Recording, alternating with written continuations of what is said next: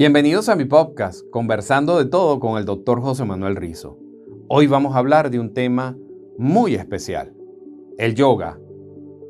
¿El yoga es una moda o realmente sus orígenes son ancestrales y puede ser una disciplina no solamente para que tu cuerpo, tus emociones y tus pensamientos se balanceen, sino para que logremos una armonización espiritual y crecimiento de conciencia? De todo eso y mucho más hablaremos con Carlos Díaz, instructor de yoga. Va a estar increíble. Bienvenidos a Conversando de Todo con el Dr. José Manuel Rizo. Hoy en nuestro programa el tema principal es el yoga. El yoga es algo más que un ejercicio. Afirman instructores e instructoras de yoga que a través de su práctica no solamente podemos tener un buen estado físico, sino que vamos a trabajar nuestra mente, nuestras emociones y elevar nuestro espíritu. Hoy en Conversando de Todo tendremos a un invitado muy especial, Carlos Díaz, instructor de yoga. Bienvenido, Carlos. ¿Cómo estás, José Manuel? Gracias por la invitación. Carlos, la primera pregunta es, ¿qué es el yoga? Sí, bueno, para entender lo que es el yoga como tal, tenemos que entender un poquito lo que significa la palabra yoga. La palabra yoga significa unión, que es la unión de tu ser individual con el ser universal. Por ejemplo, a unas personas que estén juntas, puede ser una pareja o algo, se le dice cónyuges. ¿Por qué? Porque están unidos, están en unión. Entonces, la palabra yoga o el yoga significa esa unión de tu ser individual con el ser universal. Ese ser universal es lo que muchas personas lo describen como Dios. Sí, si le colocamos un nombre a ese ser universal, lo estamos limitando. Porque si decimos que es todo lo que existe y todo, entonces estamos haciéndole una limitación al colocarle un nombre. Pero sí, es esa divinidad, es Dios, es eso que es, simplemente es. Que no hay que colocarle ni siquiera nombre porque ya lo estamos limitando por la grandeza que tiene. Tras cámara, yo te decía y te afirmaba de que el yoga tiene sus orígenes en la India. Y tú me decías que hay otra versión, que es la que tú sostienes, que los orígenes del yoga no es como decimos nosotros o como lo hemos leído, de que sus orígenes están en la India, sino que ¿cuál es el origen entonces, Carlos? Sí, José Manuel, mira, hace mucho tiempo hay un maestro que se llama Ferris Olivares. Él es un Satarhat de la Gran Fraternidad Universal. Él posee... ¿Qué es un Satarhat? Un Satarhat es una persona que ha alcanzado el nivel máximo del yoga en lo que es el camino, en lo que es la disciplina en ese sendero. Es un maestro espiritual. Okay. Y el maestro Ferris Olivares lo invitaron a una conferencia mundial del yoga en donde habían varios representantes de la India. Y entonces una de las ponentes y las organizadoras de ese evento le pregunta: maestro, ¿me puede decir cómo fue que llegó el yoga a Occidente? Y el maestro le responde: no, es que el yoga no llegó a Occidente, sino que nunca se ha ido de Occidente. Le dijo así, ¿no? Le dio esa respuesta. ¿Por qué? Porque se ha comprobado que el yoga fue primero en Occidente, aquí en América, que en la India. De hecho, nuestros ancestros aquí, nuestros abuelos y abuelas de Occidente, de América, hacían lo que eran las posturas físicas antes de lo que se realizaban en la India. Entonces esa información se fue por el estrecho de Torres, llegando por Polinesia, y llega a la India, y es donde Patanjali sí le da ese boom fuerte. Pero se lo da de una manera sagrada. No como en la actualidad, que hay una moda y todo el mundo quiere hacer yoga por moda, no. Es una disciplina sagrada. Entonces Patanjali entiende esa ciencia, entiende esa técnica y dice: esto es para que el ser humano se eleve en su espíritu, en su conciencia, en sus emociones, tenga equilibrio, tenga todo. Y él dice: no, esto hay que aprovecharlo, esto es un tesoro. Y es cuando él arranca con lo que es el yoga en la India o en esa parte del mundo. Pero siempre ocurre lo mismo cuando uno habla de disciplinas, por ejemplo. Okay. Cuando tú hablas de meditación, la meditación te induce hacia adentro a un crecimiento espiritual y crecimiento personal. Pero luego surgió el mindfulness. Y el mindfulness, digámoslo así, es una derivación de la meditación, pero ya no con un sentido tanto espiritual, sino con un sentido mucho más práctico para poder equilibrar y balancear la mente, las emociones y el cuerpo físico. ¿Por qué digo esto? Por mi siguiente pregunta. ¿No será más bien que lo que tú llamas una moda, porque ciertamente hay diversos tipos de yoga? He escuchado que incluso hay un yoga donde se meten como en un sauna porque las temperaturas son altísimas, practicando el yoga, por ejemplo, para adelgazar. ¿No será que estas variaciones tratan de buscar una variación, por decirlo de alguna manera, mucho más superficial y no tan profunda como el origen del yoga inicial, que es obviamente buscar la elevación del ser humano? Sí, sí. Mira, José Manuel, el sublime maestre, el doctor Serge Reynaud de la Ferrière, él, en una de sus enseñanzas, él escribió 100 obras. En una de sus enseñanzas, él dice, tenemos que estar vigilantes de las personas que solamente tienen un barniz de yoga, un barniz de meditación y un barniz de cualquier disciplina espiritual, si no la saben desarrollar. Tienen que estudiar eso bien, porque el yoga es una disciplina sagrada, es una disciplina totalmente sagrada. Todo lo que se está haciendo, sin duda alguna, que se puede llamar, hacen ejercicios muy parecidos al yoga, sí ayudan claro que sí, a la parte física, las personas se sienten bien, es algo que, sabes, liberas tus endorfinas, etc. Pero lo que es el yoga como disciplina sagrada es algo que es muy importante y es muy delicado practicarlo. De hecho, hay asanas que... ¿Qué son las asanas? Las asanas, para aquellos que nos están escuchando y que no saben de yoga. Las asanas son aquellas posiciones que se hacen para trabajar determinada parte del cuerpo físico, hablando del físico, para trabajar determinada parte de lo que es la mente y trabajar determinada parte de lo que es una emoción. Entonces, los asanas, hay muchos asanas que se hacen en Oriente que no se deben hacer en Occidente. ¿Cómo es eso? Por ejemplo, depende por la energía que tenemos. Aquí en Occidente tenemos una energía, hay un flujo energético en donde las personas están haciendo algunos asanas y les va muy bien y van de acuerdo a lo que va la energía. Pero si tú metes... Pon un ejemplo, vamos a ser específicos. Por ejemplo, alguien que ponme un ejercicio, por ejemplo, que no se debería hacer y cuál se debería hacer en Occidente según tu opinión. Está una postura que se llama el Sirsasana, que es una postura de cabeza. Esa postura no se debe hacer aquí en Occidente, en lo absoluto, a menos que estés con la supervisión de un maestro y tú tengas determinado tiempo de vegetariano, cero alcohol, cero licor, practicante del yama. El yama son las abstinencias, abstenerte de hacerle daño a los demás y a ti mismo. O sea, es la única manera que puedas hacer esa postura, pero con la supervisión de un maestro. ¿Ok? ¿Por qué? Porque ahorita hay personas que se la pasan haciendo esas posturas y toman las fotografías y toman esto, mira, sí, lo lograste. Pero realmente estás causando un daño energético en tu cuerpo.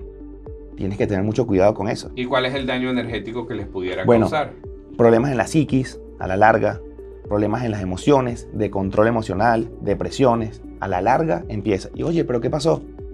Porque ya empezaste como que ves a la persona que empieza a actuar raro, empieza a actuar de esta manera, de lo otro, problemas aquí, problemas allá. Y es porque vienes haciendo una práctica no controlada de lo que es el yoga como tal. Cuando hablamos de yoga como tal, ¿ves? Entonces es muy delicado. Alguien, por ejemplo, que me esté escuchando hoy y que me diga, bueno, yo me siento con ansiedad, me siento estresada, me siento estresado. ¿El yoga es una opción para ayudarme a desestresarme? Totalmente, porque te está liberando todo el cortisol de tu cuerpo. Todos los masajes que estás haciendo con tu propio cuerpo a ti mismo es increíble. O sea, eso es algo que te va a ayudar a salir de esa parte inferior de lo que es depresión, estrés, ansiedad, y te va a ir elevando poco a poco. Eso tiene que ir en conjunto con la alimentación, porque si no, no hay coherencia. ¿Entiendes? Entonces se va haciendo ese trabajo, como se dice. El proceso del yoga es lento, pero el efecto es rápido.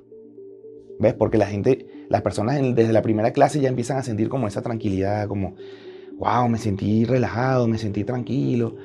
Uy, qué bien. Ya empiezas a calmarte, a calmar tu sistema nervioso. Y ya empiezas. Y eso es algo bien, bien importante, que la persona logre eso. ¿Qué importancia tiene la respiración como tal en la práctica del yoga? Bueno, fíjate, la respiración es tan importante, José Manuel, que nosotros estamos en este instante hablando y haciendo esta entrevista, este podcast, porque apenas nacimos lo primero que hicimos fue respirar. Entonces, imagínate lo importante de lo que es la respiración. Las personas no están respirando bien. Tú los ves en la calle caminando, viendo hacia el piso. No respiran bien, están agitados, están con estrés, están con ansiedad. Muy pocas personas se colocan, por ejemplo, a ver una nube, a respirar y decir, y ya te calmas. Y la respiración es tan importante que cuando ya logras controlarla, que es el cuarto escalón de lo que es el Ashtanga Yoga, que es el pranayama, el autocontrol de la respiración, cuando ya tú logras eso, ya tu vida cambia, absolutamente. Absolutamente. De hecho, cuando las personas están empezando los asanas en las clases, se les dice atención mental en la respiración. Tienes que estar consciente de cómo estás respirando. Si tú estás consciente de cómo estás respirando, estás consciente de todo. Entonces es muy importante la respiración, demasiado importante. Y eso es vida. La respiración es vida. Inhalar ese prana, eso que está, esa energía que está, eso hay que inhalarlo, exhalarlo. Tú inhalas el prana del sol, esa energía entra, hace su trabajo y la devuelves. Se transmuta, se transforma y vuelve otra vez. La energía de un árbol se hace igual. La inhalas, la transforma y vuelve. Y es un ciclo, un feedback que estás haciendo con la naturaleza.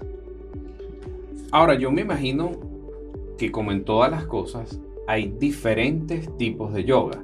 No hay uno solo. ¿Cuál es lo que en tu experiencia, en esa instrucción de los participantes que tienes de adultos o alumnos, no sé cómo lo llamarán? Sí, alumnos. Alumnos. ¿Qué tipo de yoga existe primero? Quiero que me conteste. Y lo segundo es cuál es el que tú recomiendas para Occidente. Ok. Bueno, al principio hablamos un poco del origen del yoga, ¿verdad? Uh-huh. Pero realmente dijimos que el yoga fue primero en Occidente que en Oriente. Pero el origen del yoga se pierde en la noche de los tiempos. Porque ya todo ser, toda persona que tú veas, cualquier cosa, hasta un mineral, una piedra, quiere alcanzar ese ser superior. Quiere, ¿sabes? Acepta que hay un ser superior. Y llega. Eso es yoga. Eso es el único yoga que existe. El único. Dentro de eso que es yoga, que llamamos yoga, hay algunas ramas o ramificaciones dentro de ese sistema. Por ejemplo, te puedo nombrar 4. Uh-huh. Está la parte, le pregunto a las personas muchas veces, mira, ¿has hecho yoga? Me dicen, no, nunca. Y yo, ok. Les digo, ¿has elevado una oración a Dios? Sí. Ok, has hecho yoga. ¿Por qué? Porque ese es el Bhakti Yoga, el yoga devocional. Cuando simplemente elevas una oración, la de tu gusto, y tratas de conectarte con esa divinidad a través de una oración. Y ya estás haciendo una unión ¿de qué? De tu ser individual con el ser universal.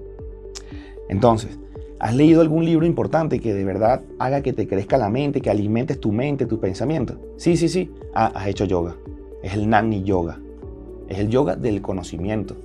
Es el yoga que te ayuda a alimentar todas esas partículas de mente que están ahí para que puedas trascender.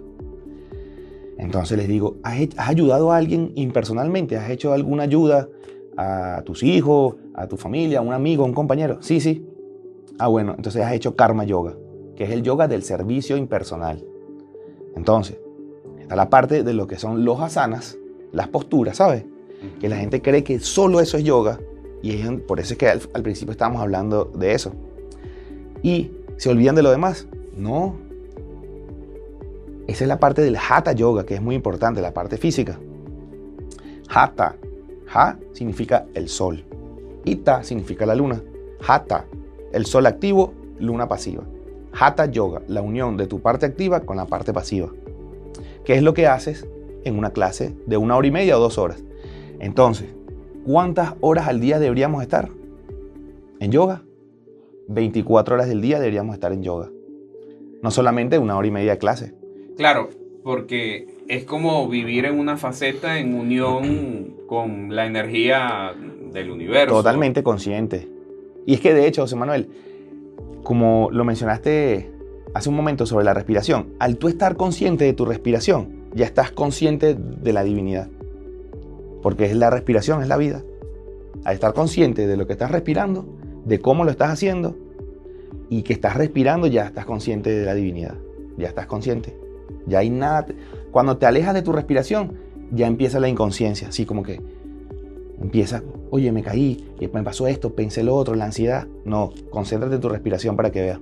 Suponte que alguien diga, bueno, yo quiero adentrarme en el mundo del yoga. Ok. Quiero recibir una clase con Carlos Díaz, mi instructor. ¿Qué puede esperar ese señor o esa señora que a lo mejor está ansiosa, está estresada, que a lo mejor no ha respirado profundo nunca en su vida? ¿Qué puede esperar en cuanto a estructura? O sea, porque lo que tú dices es muy cierto. Cuando tú piensas en el yoga, lo que piensas es en posturas. Sí. Es correcto. Ahora, ¿pero qué puede esperar? ¿Cómo le podemos nosotros a esta persona que nos están escuchando, cómo le podemos transmitir, hablándole de la estructura de una clase, cómo ellos van a llegar a esa profundización, a esa respiración paulatinamente y a esas posturas que también los van a ayudar al aspecto físico? Es decir, ¿hay alguna estructura específica? Sí, mira, José Manuel, siempre cuando llegan las personas o cuando tú le hablas a las personas del yoga, se imaginan hacer posturas, enredos, torsiones, que tú dices, no, yo no puedo hacer eso, yo no sirvo para eso. Pero es que porque nos han vendido algo erróneo de lo que es el yoga, y no es así. Si fuese así, como hiciera una persona que no puede caminar, por ejemplo, o una persona que le falten 2 brazos y una pierna, no puede hacer yoga, porque no puede enrollarse, por ejemplo. No, porque el yoga es mental. O sea, el yoga es totalmente mental. Si tú estás consciente y estás haciendo tus asanas y tienes la atención mental en lo que estás haciendo un trabajo ideal, o sea, es el trabajo ideal. Entonces el yoga va más allá. No, porque es que yo soy muy flaco y no puedo. No, que yo soy muy gordo y no puedo. No, el yoga es para todos. El yoga es para todos. No tiene nada que ver si te falta una pierna, si no puedes caminar. No, puedes hacer yoga. Porque el yoga es lo que te va a llevar a esa evolución espiritual, a ese camino, a ese sendero, como le quieras llamar. ¿Ves? Entonces, ¿qué les digo? Hacer el yoga. Hablando del Hatha Yoga, hay 7, 8, 9 asanas que son muy básicas. Entre comillas, yo les digo básicas porque es que son fáciles de hacer. Pero son las asanas, los asanas con los que puedes durar toda tu vida. Entonces, una vez estaba un maestro dando una conferencia y viene un hermano y le dice, maestro, todos los días hacer los mismos asanas, eso es como fastidioso. O sea, ¿por qué todos los días hacemos los mismos asanas, los mismos? Y el maestro le dice, ¿usted se fastidia todos los días de respirar el mismo aire? No, maestro. ¿Qué pasa si usted no respira el aire? Pues me asfixio, ¿no? Si usted no sabe, me muero. Y le digo, bueno, así son los asanas. No es qué tan fuerte vas a hacer haciendo el yoga mientras más te enrolles o más torsiones hagas. ¿Sabes? Es cómo está creciendo tu mente, cómo están creciendo tus emociones y cómo te estás alimentando. Eso es yoga. Indiferentemente de la postura que hagas.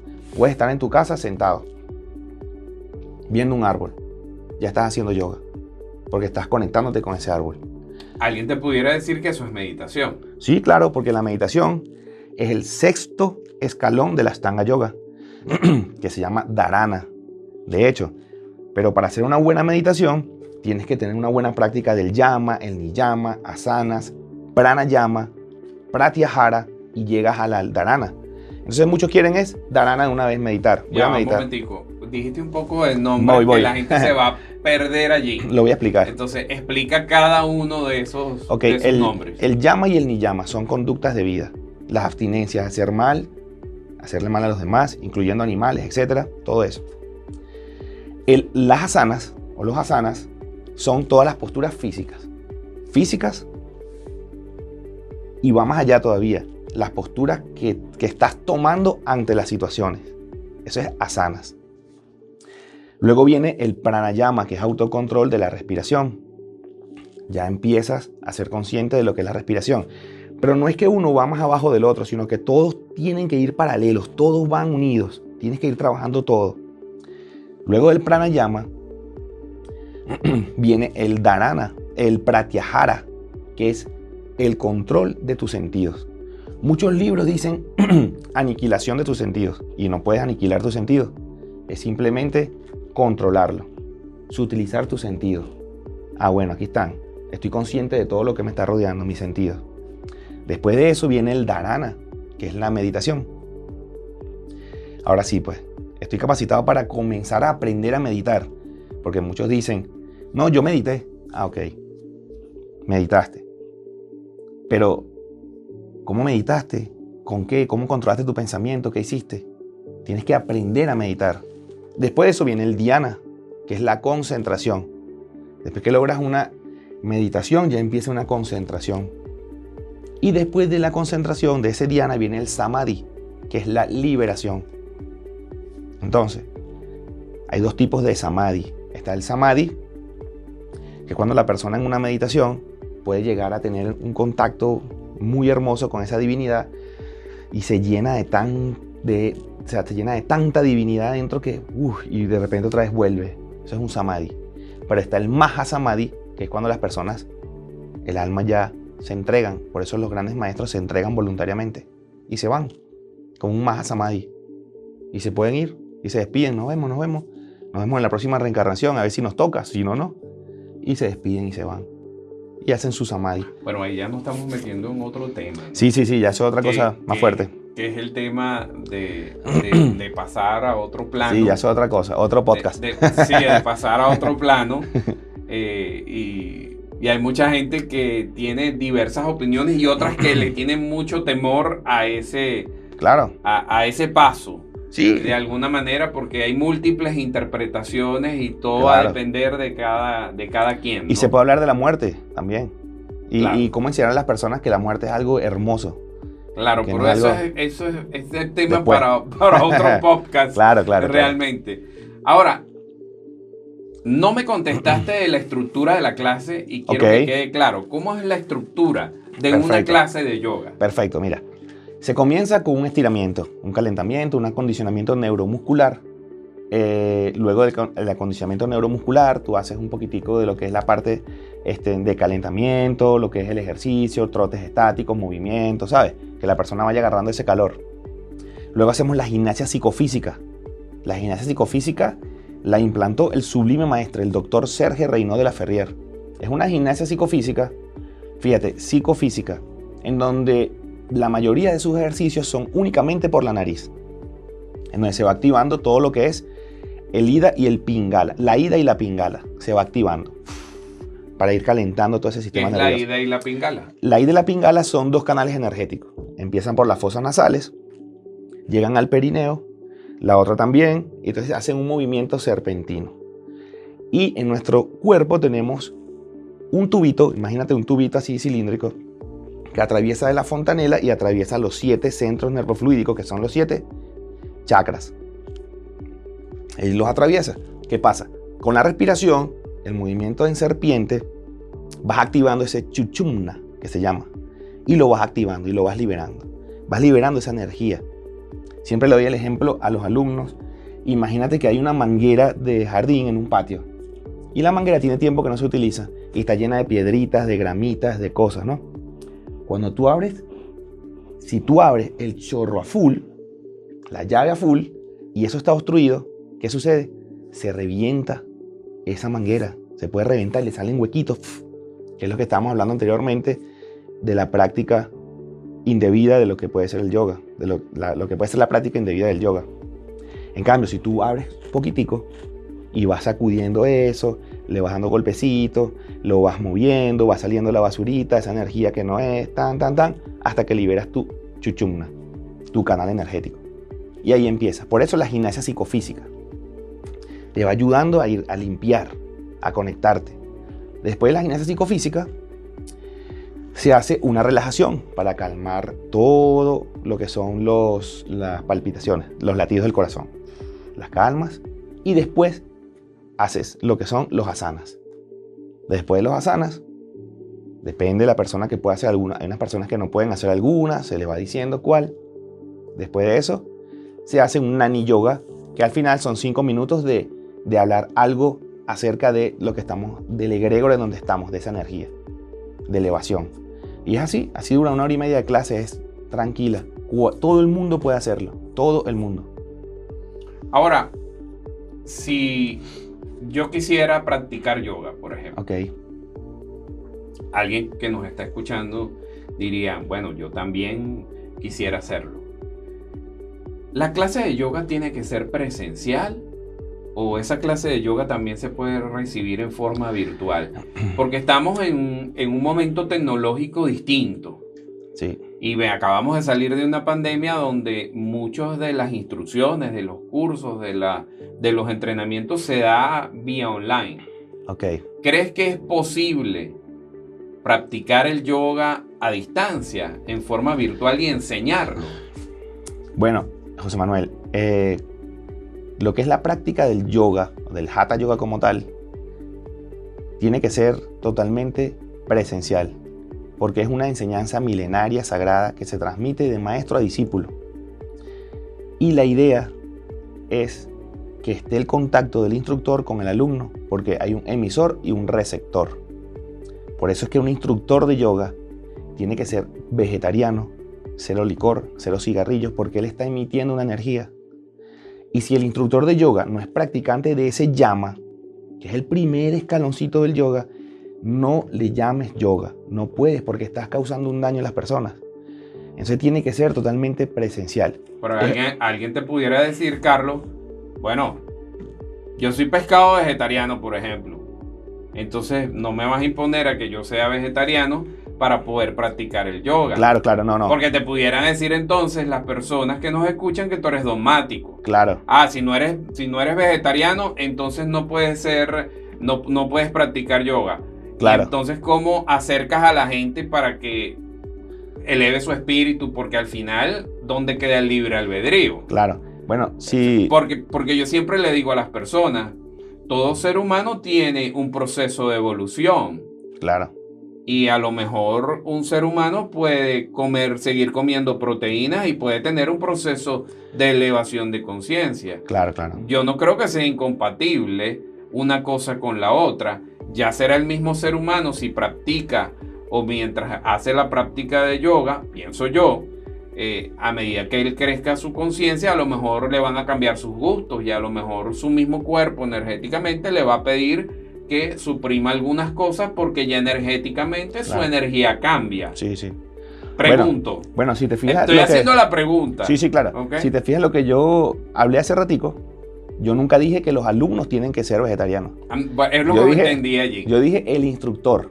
El instructor. Por eso es que hay un emisor y un receptor. El instructor tiene que ser vegetariano, totalmente, no los alumnos. Imagínate, o sea, si tú estás dando una clase de yoga y no eres vegetariano, no la des. Los alumnos obviamente tienen su proceso consciente, emocional. Ellos van viendo, uno va haciendo los Nani Yoga, nunca se les impone porque no hay dogmatismo, no hay fanatismo. ¿Entiendes? Y tampoco es religioso. No porque es religioso. Eso hay que aclararlo. No, porque muchas religiones atacan al yoga en el sentido que creen que, por supuesto, como se ha vendido de que viene de la India.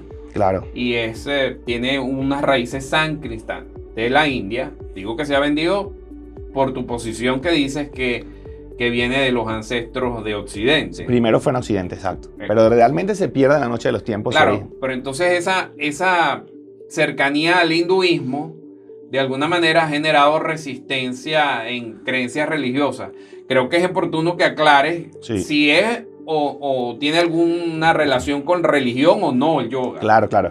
Realmente el yoga lo pueden hacer todos los practicantes de cualquier religión, porque si el yoga es unión, ¿cómo vamos a dividir? ¿Entiendes? Entonces tenemos que buscar las coincidencias y no las diferencias. De hecho, en una clase de yoga, tú no estás preguntando a la gente, mira, ¿qué religión eres? No.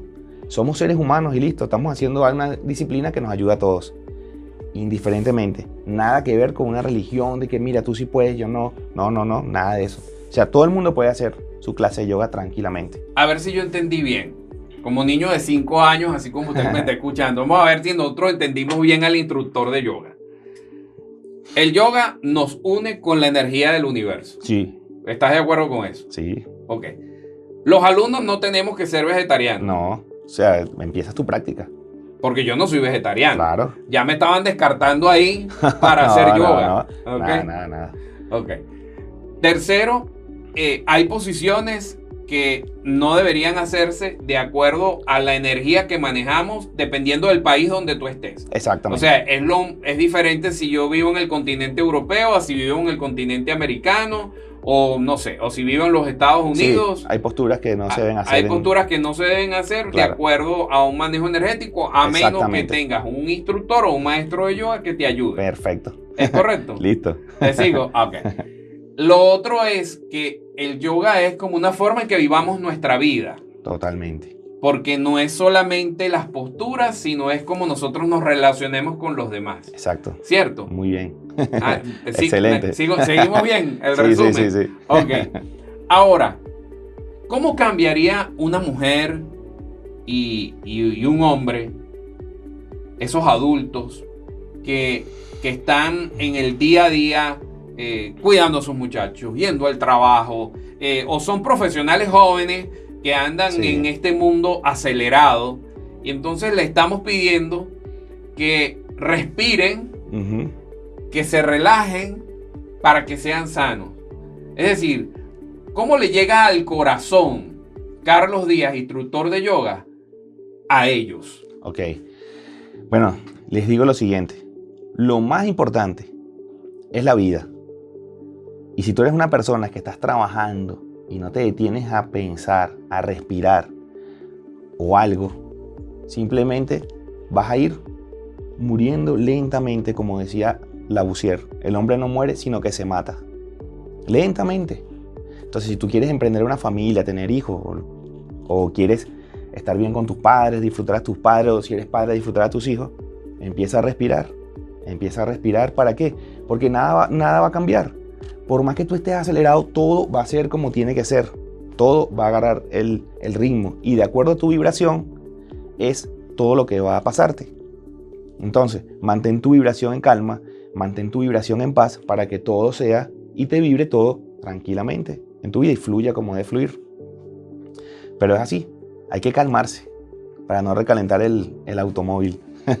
Decía el Buda, el famoso Siddhartha, que el tema con nuestras emociones, porque al final somos seres emocionales, era que nosotros sentimos o percibimos todo. Ok. Pero que de alguna manera el hecho de tener una percepción quizás mental y emocional, cuando uno la percibe, claro, yo no estoy muy de acuerdo con el término de controlar, porque nosotros no controlamos nuestras emociones. A mí me gusta más la palabra manejar. ¿Por qué manejas las emociones? Las manejas cuando tú sabes gerenciarlas, es decir, estoy siendo un poquito más occidental en el término, claro, ¿no? Está bien. Es como que tú agarras la emoción, la sientes, pero no te enganchas, la respiras y la sueltas. Si tú tienes rabia y te quedas ahí pegado en la rabia, eso se transmite a todos tus tejidos, a todos tus órganos y a todas tus emociones, ¿cierto? Por eso es importante respirar, ¿viste? Claro, pero si trato de controlar, generalmente cuando nosotros controlamos, suprimimos, porque es que es lo que hace el subconsciente, como el virus de computadora, como lo digo yo. Agarra el virus y lo suprimes. Entonces yo creo que es una forma de liberación a través de la respiración, es como decía el Buda. Okay. Tú lo respiras, tú lo sientes, porque lo vas a sentir. De esa manera vamos a aprender, pero los dejas pasar. En el momento en que lo dejas pasar porque no te enganchaste, entonces ese dejarlo pasar tiene muchas explicaciones. Puede ser que ejerzas la compasión, ponerte en los zapatos del otro, que seas un poco más tolerante, o que ejerzas un perdón, pero no el perdón de la otra mejilla, porque ese no lo entiendo yo. Eso a mí no me funciona, el poner la otra mejilla. Y lo digo muy clarito, porque si usted es una mujer que está siendo abusada, le va a pedir que ponga la otra mejilla, pues la pone a riesgo su vida. Entonces, ese concepto muchas veces que se maneja, yo no estoy de acuerdo. Yo creo más bien en que el perdón es entender que hay seres humanos que tienen una postura diferente a las de nosotros y que a través de la respiración entonces nosotros podemos desconectar esa emoción que es negativa y ese ser humano crecerá o no crecerá porque es un problema del personal. Claro. Porque a veces intentamos cambiar a los demás seres humanos. Sí, cada quien tiene su proceso. Por eso es que yo decía que lo interesante, me gustó la frase que dijiste del yoga como unión, esa me encantó. ¿Por qué? Porque si nos unimos es que yo tengo que aceptar que esta persona venga y esta persona va a tener su proceso. A lo mejor él quiere ser vegetariano, no lo quiere hacer. A lo mejor él vendrá a 3 clases de yoga y después no querrá hacerlo porque a lo mejor no era su momento. O a lo mejor hay otro que se mete de fondo y quiere llegar a ser instructor y quiere llegar a ser vegetariano. Claro. Porque quiere elevarse espiritualmente, ¿no? Sí. Yo creo que hay diversas formas de entender el yoga entonces, como lo estoy viendo. Hay aquellos que lo entienden como un camino hacia la elevación espiritual y hay otros que los están entendiendo más con un sentido comercial. Es lo que estoy entendiendo. Claro. Y el sentido comercial ya no se le debería llamar yoga. Porque siempre, o sea, vamos a suponer que llega un alumno. Y el alumno, la mayoría de los alumnos que llegan comen carnes y todo, pues su vida tranquila, normal en eso. Y uno no está, mira, tú sabes, no, uno empieza, el mismo, cuando tú de verdad estás dando una clase de yoga, los mismos asanas te van elevando el nivel de vibración que tú mismo y el mismo alumno va a ir sintiendo rechazo por ese tipo de alimentación y por esos alimentos tamásicos, que te mantienen en un nivel de vibración denso. Los mismos asanas... Vamos a explicar que son alimentos tamásicos porque es un término de medicina. Los alimentos tamásicos son los que te mantienen en un nivel de vibración denso. Carnes, licor, cigarrillo, etc. Están los alimentos rajásicos, que son los alimentos que te dan energía. Y están los alimentos sáttvicos, que son los alimentos que te elevan espiritualmente. Entonces, si mantenemos una alimentación raja sáttvica, vamos a tener energía hacia lo superior. Si la mantenemos raja tamas, nos van a impulsar hacia lo inferior.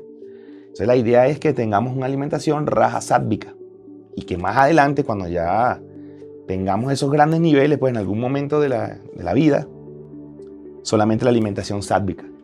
Y nos alimentaríamos de leche, el ghee, la miel, como hacen los grandes yogis en ese momento, como hacían. El ghee es la mantequilla clarificada que se hace en la India y que pues la pueden conseguir en muchos supermercados. Claro. Y mientras tanto, bueno, nuestros vegetales, nuestras frutas, mucha agua, una alimentación saludable, que es lo más importante que en todos los seres humanos. Si yo te dijera, Carlos, ya no el instructor, para ti, Carlos, ¿cómo ha cambiado tu vida la práctica del yoga? Sí, comencé a dar clase en el año 2005. Ya era vegetariano, ya estaba en eso, pero sí ha cambiado en muchas cosas, porque te va dando como un crecimiento espiritual tal vez, y te va haciendo entender algunas cosas y te va dando esas ganas de ayudar a los demás y de seguir aprendiendo tú mismo y de reconocer esa jerarquía espiritual que hay, ¿no? De ayudar, de dar la clase. Escuchas tantas cosas de las personas, de los alumnos, entonces mira, vamos a hacer esto, vamos a hacer lo otro. Estás como en esa ayuda continua y también aceptando toda la ayuda y aceptando la ayuda, reconociendo que hay grandes maestros, grandes personas que saben y mientras más te adentras en lo que es el yoga, más te das cuenta que sabes menos, o sea, que te falta mucho por aprender, por decirlo así. Mientras más te adentras dices, no, imagínate, esto es impresionante, o sea, lo que falta. Por eso es que es un honor que hayamos tenido esos grandes yogis de la humanidad, un Buda, un Cristo, imagínate, o sea, son los grandes seres. El Cristo es, bueno, es lo máximo pues que hay. Ese ser, imagínate ese ser, lo que alcanzó. Entonces, cuando tú te empiezas a adentrar en ese camino, tú dices, no, es que falta demasiado, o sea, te sientes, falta, imagínate. O sea que Es para eso. ti el yoga es un camino personal hacia la espiritualidad. Sí, que eso. Hacia la elevación. Hacia la elevación, claro. Y que te da herramientas. Porque mira, José Manuel, las 2 horitas de clase que tú recibes o que recibe la persona son las herramientas que se te van dando para que pases las otras 22 horas. Eso es todo. 2 horas aquí, en el físico, ahora sí, vete a la calle, pues. Aquí tienes las herramientas para que ya tengas 22 horas más. Porque hasta cuando vas a dormir necesitas hacer yoga. Necesitas estar consciente para que tus sueños no sean pesadillas, sino que tus sueños y duermas bien, que te conectes, que tus sueños sean placenteros, que tu sueño sea, que tu alma esté aprendiendo en ese sueño algo, ¿ves? Hasta para eso. Hay que pedirle al guardián del portal de los sueños que te ayude a, que te guíe en ese camino de los sueños. Eso es tema para otro podcast. Sí, también. El guardián de los temas de los sueños, El ¿no? guardián de los sueños. El guardián de los sueños. Sí. Esta expresión. Ya no es Morfeo, sino el guardián de los temas. Interesante, Sí. interesante la expresión. Bueno, Carlos, para mí ha sido un placer haberte tenido en mi podcast. Gracias. En realidad yo creo que el yoga es una disciplina importante. Yo siento que todo en la vida tiene un sentido, tanto aquellos que lo están haciendo en forma superficial y que aquellos que lo hacen en forma profunda para lograr una elevación espiritual. Claro. Porque yo creo que al final, y es una postura, es una opinión personal, yo creo que todos cabemos en este mundo. Todos. Y todos somos necesarios en este planeta para ayudar a promover la conciencia y la espiritualidad de cada uno de los seres humanos. Exactamente, así mismo. Y cada uno de nosotros escoge una vida determinada de acuerdo a la condición que tenemos en un momento específico. Exacto. Por eso yo hago estos programas donde hablo y converso de todo, porque quiero que las personas sean las que ellas tomen sus propias decisiones con buena información. Exactamente. Y por eso traigo invitados de calidad que manejen temas importantes. Si ellos que te están escuchando quisieran contactarse contigo, ¿a través de qué red social se pueden contactar contigo? Sí. Bueno, José Manuel, lo que dijiste ahorita es algo muy, muy bonito, ¿no? Porque como decían nuestros abuelos y nuestras abuelas aquí en Occidente, somos hilos de la misma alfombra. Todos somos necesarios para mantener la alfombra. Así son. Entonces, bueno, se pueden comunicar. Estamos en la Casa del Yoga de la Gran Fraternidad Universal, subiendo hacia la subida en Los Teques. Y ahí Los Teques, Estado Miranda, Venezuela. Los Teques, Estado Miranda, Venezuela. Y también pueden contactar a cualquier gran fraternidad universal del mundo. Pero en cualquier gran fraternidad universal del mundo, lo que sí les recomiendo es que cuando vayan a hacer su yoga, pregúntenle al profesor si está cumpliendo el yama, si es vegetariano, si está cumpliendo esa parte, para que puedan tener una práctica de yoga verdadera. ¿Y tu red social personal? Mi red social es @vigoruxkempo. @dr.josemanuelrizo. Y mi canal, por supuesto, en YouTube, José Manuel Rizo. Hasta una próxima oportunidad donde hablaremos y conversaremos con otro personaje o otro ser humano que está haciendo historia, caminando y sirviendo a los demás.